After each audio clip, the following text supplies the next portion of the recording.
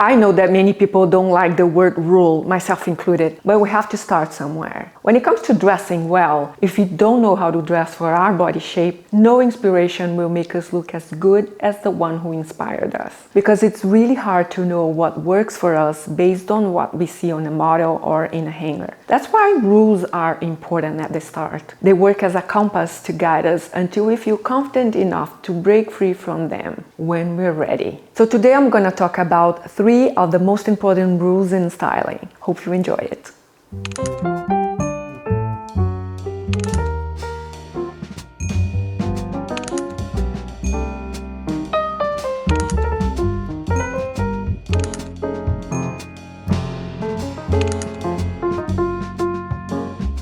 This is for me the most important styling rule. Being a stylist, I've learned through trial and error how it works. So today I'm pretty good at camouflaging my little flaws and enhancing my assets. We all have both. But first I would suggest you to have a good look in the mirror and really find which parts of your body you love the most, as well as the ones you're not so pleased about. Okay, so I'm gonna show you how I do it. So here I am wearing a simple dress, but I think it has everything I need in order to highlight my assets and camouflage my flaws. I have an hourglass body shape. I have wide shoulders, defined waist, and round hips. But the basic principle here is to harmonize my shape and not create any unnecessary volume. And this knit dress does exactly that. The A-line skirt follows the curves of my body without adding to them. It falls right at the smallest part of my legs. It cinches my waist and highlights my shoulders with the frills and the sleeveless side. These are important things to have in mind when getting dressed. I finish off by drawing the attention to my back, therefore deviating the attention from any potential areas I'm not pleased about. And finally, I draw the attention to my bright lips and down to the statement shoes. And that's the beauty of styling. So that's something we can all learn how to do. Draw the attention to certain areas, which by default deviates from areas we don't want attention to, and have fun doing so. Another thing that comes with maturity is understanding that we are in charge of how we are perceived and translate that to our wardrobe.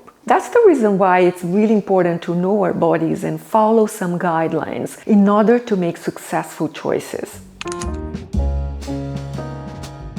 Again, go back to the mirror and find the narrowest parts of your body, your arms, legs, and waist. For me, it's the waist and around the knee area. So in my case, the most complementary length are the knee or slightly lower it, which I personally prefer. So I'm going to illustrate how this works. You can see here the difference in the length makes in the result. On the left, I'm wearing these shorts that fall right below my hip area. And it clearly isn't the best length for me because it makes my hip appear larger than it actually is. Okay, so now I'm gonna show you an A-line skirt that is a little bit longer and falls just above my knees. And you will have the opposite effect. So you can compare the two lengths and see how the skirt bypasses my hip area and has a much more flattering length than the shorts.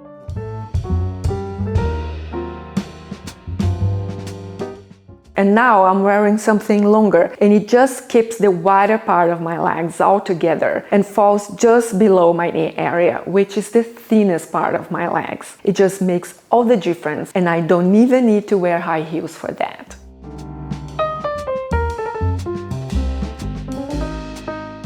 You see, it isn't so much about the color. The cut along with the length are the 2 most important things to consider here. Another example are these pleated leather Bermudas. It's too heavy for my bottom half. The thickness of the leather combined with the pleats create bulk around my hip area, making me appear larger and sloppy, while the longer, high-waisted Bermudas on the left create an elongating effect that is much more flattering on me. Notice I kept the same shoes throughout so you can have a better comparison. So in sum, wherever the outfit finishes, that's where the eye catches. And that's the illusion we want to create, which leads me to the next rule.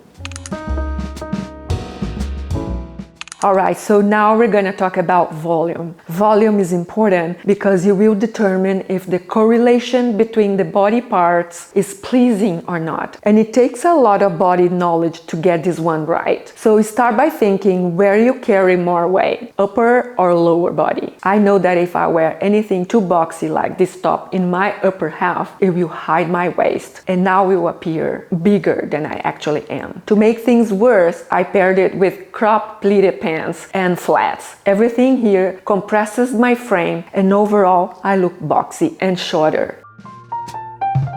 So remember, the outer part of the outfit is how people see us. So if you have a defined waist, you have to highlight it all the time. Never hide it if you don't want to appear larger than you are. Therefore, your best options are blazers and tops that are cinched at the waist or fall right at the waist. So what I'm gonna do is tuck in the top and swap the cropped pleated pants for similar ones but with higher waist, which gives a more slimming effect, and slightly shorter to show a little bit of skin down my ankle, with pointed toe shoes matching my skin color, which creates a continuous elongating line, a bit more balanced visual, and it passes the widest part of my body, which are my hips. However, if you are petite, go full length. I'm not that petite, so I can get away with shorter pants, and that's a way more balanced look for me.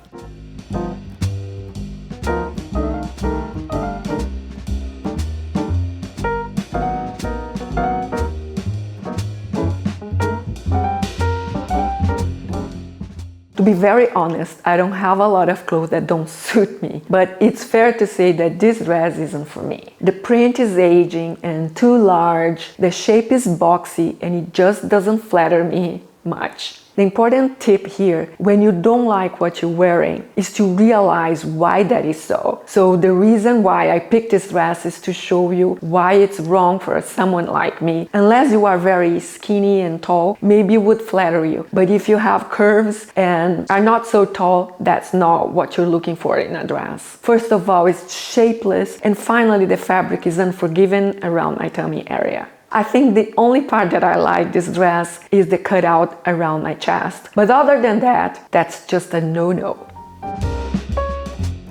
Okay, now I am wearing another print dress, but this time it's much more flattering on me because it accentuates my waist, showcases my shoulders with the puff sleeves. Although the print is also large, it's bolder and more youthful, and the skirt sits more flattering around my hips. And finally, the cutout shows a little bit of skin, which is also something very slimming.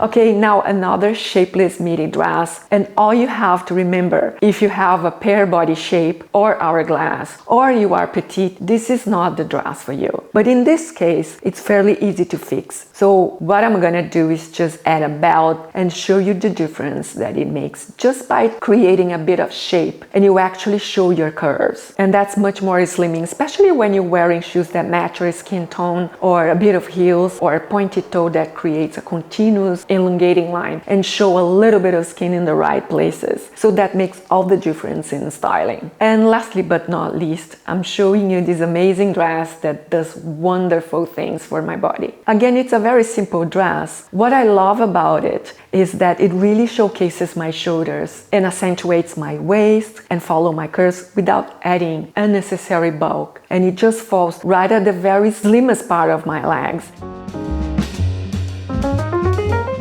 So every time you show skin in the right places, that's where you look slimmer. So if you have narrow shoulders, for example, wear something that will counterbalance the lack of volume there. You could wear pads, for example, or a blazer, or just something with frills or puffy sleeves that are so in at the moment. And that will create a bit of volume where there's lack of. When you add volume where there's lack of, you will look more balanced. That's key in styling. It's all about visual balance, and this is very balanced look for me. Not just because it's black. It could have been any other color, preferably dark, of course, but it doesn't need to be black. It could be navy or brown, and it would have yielded the same effect. So you don't need to wear black all the time to look slimmer. Quite the opposite. Sometimes, if you're wearing the wrong styles, the color won't make any difference. So really, I hope you enjoyed this video, and if you did, please give it a thumbs up. This channel is for the mature women who perhaps are lost in their style and would like to find their signature style, and I'm here to help. Leave your comments in the description box below and let me know what you thought of this, as well as suggestions for future videos. Bye for now, and I'll see you next time. Take care, everyone. Bye bye.